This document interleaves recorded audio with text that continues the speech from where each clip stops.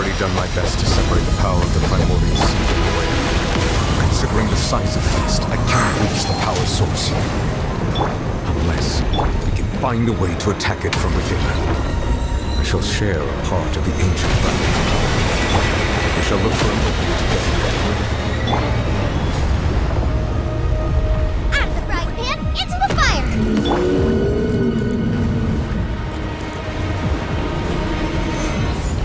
I can feel the sorrow turning into hostility.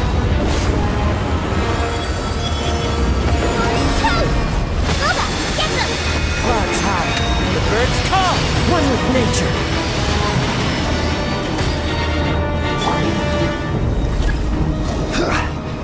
Stabilize! The all-devouring narwhal cannot resist its instinct to devour. Continue to trigger its hostility. A chance will present itself.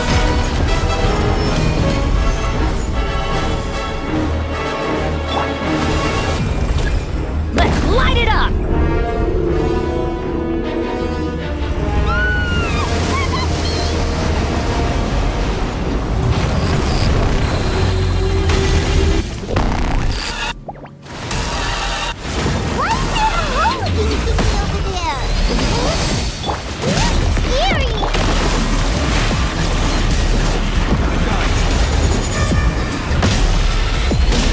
Everybody stand back! Let's light it!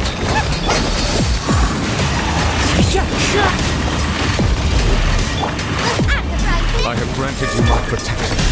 Do not fear. Seize the moment and use my power to suppress its root from within. Stabilize! Teamwork is dreamwork! Fallen leaves, adorn my night! The wind knows me. I will have order.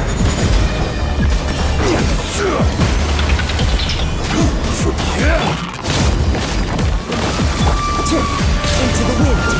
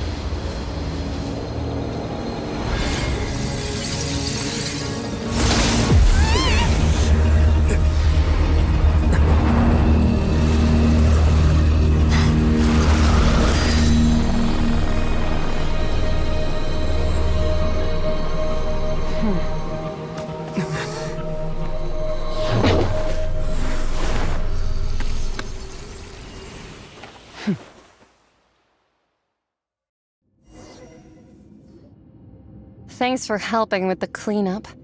It should have been my job, but... oh well. It was just supposed to be a short private training session for me. I didn't think that my disciple and my master's pet would start brawling in the meantime. Well, actually, I had a feeling that it would happen at some point, but they bumped into one another earlier than I thought. What a blunder. I suppose I'll have to swing my sword 3 million times as penance. That power. Who are you exactly? Paimon has an idea. From what she said earlier, she must be Child's master. Skirk, right? It's just that he gave us the impression that she was the less talkative person. I simply did not have anything to say to the weak. But you, on the other hand, managed to defeat the all-devouring narwhal without using power from beyond this world. So you may speak to me as equals.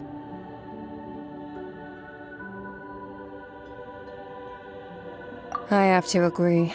It's a strange use of a planet's primordial waters just to raise an all-devouring narwhal. That kind of power is wasted on it. It's not cooperative, it eats too much, and I have more important things to do with my time than pet sitting. The only thing that creature has going for it is its looks. All in all, it fails as a pet. Miss Skirk?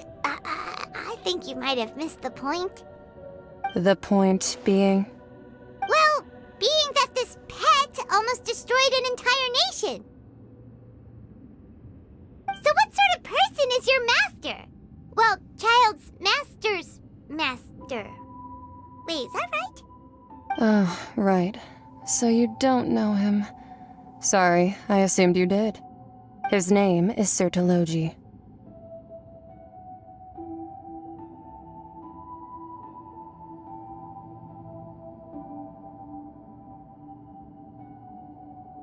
Huh?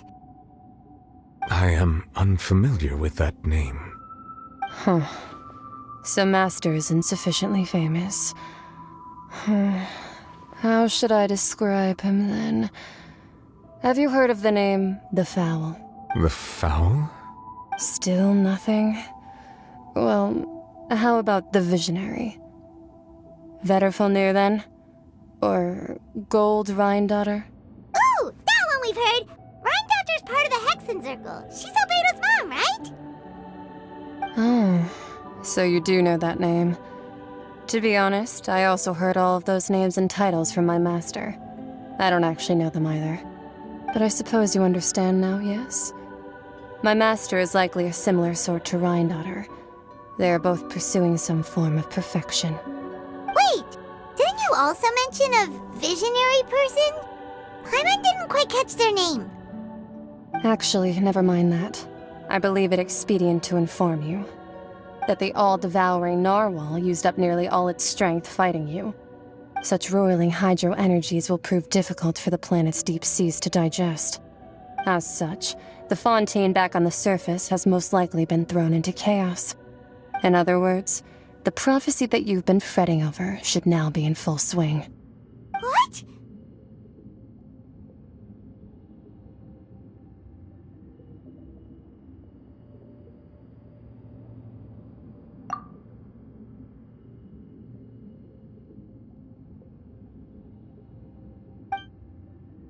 Not to worry.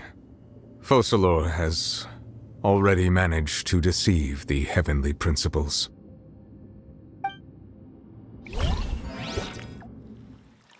In the end, the people will all be dissolved into the waters, and only Farina will remain, weeping on her throne.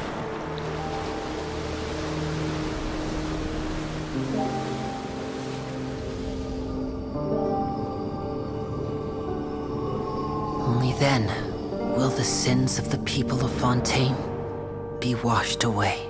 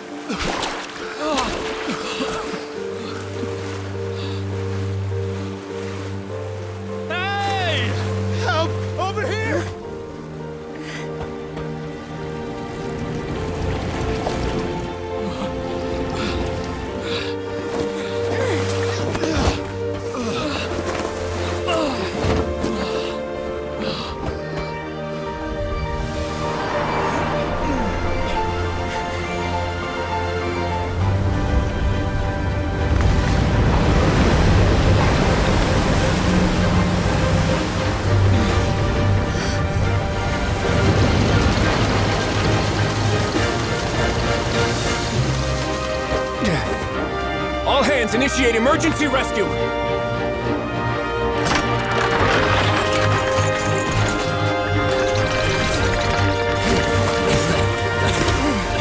Hurry!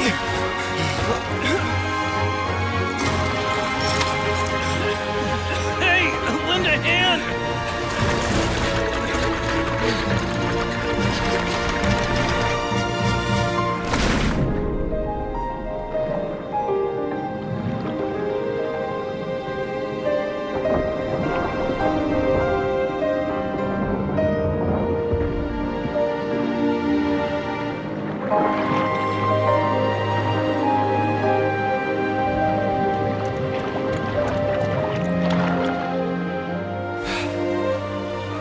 Look!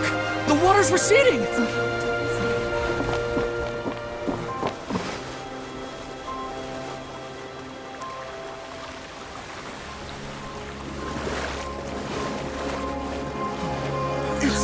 blood! Water's receding.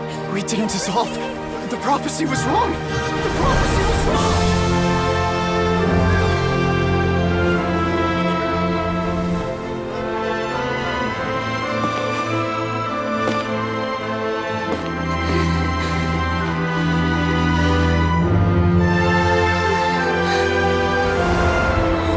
Are you alright? Yeah. We're saved. The prophecy was wrong.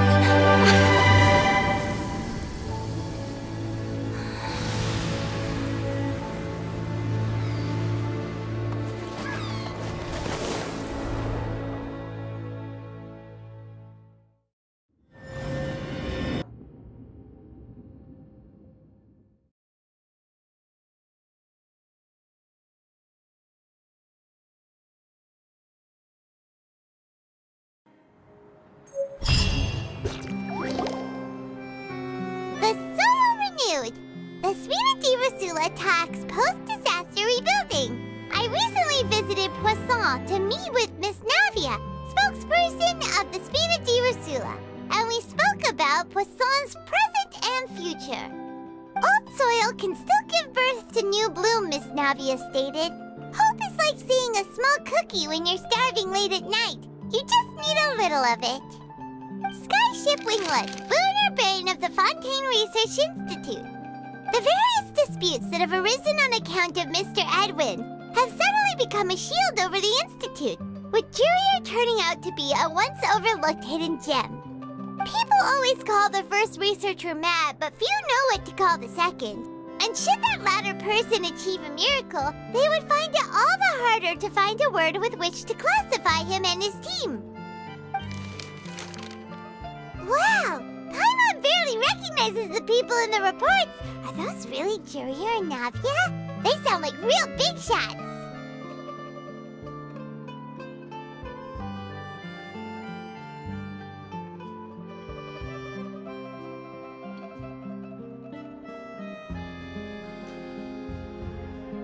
What do you think? Pretty enthralling, huh? The Steambird's idea was pretty simple. With the disaster just having passed, we would print a free edition packed to the margins with good news to calm people down. The value for these big scoops lies in their inevitable follow-ups. We'll publish further reports and go into the stories behind those people. Edwin's assistant, Jurier, created a true flying ship, while Navia is leading people in the reconstruction of their home. I'm sure that these stories could draw even your well-traveled eye.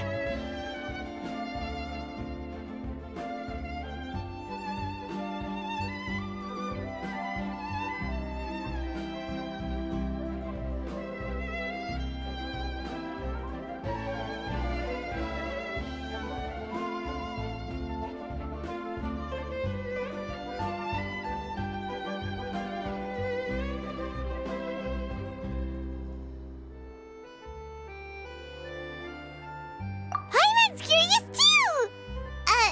Wait a minute. Didn't we watch everything happen from start to finish? What's there to be curious about? And that's exactly why I'd like you to come conduct interviews with me. You're the best incubators of news, if you haven't noticed. And also, with you around, I'm sure I'll get to see that Duke. Are you sure? Hasn't he turned you down several times already?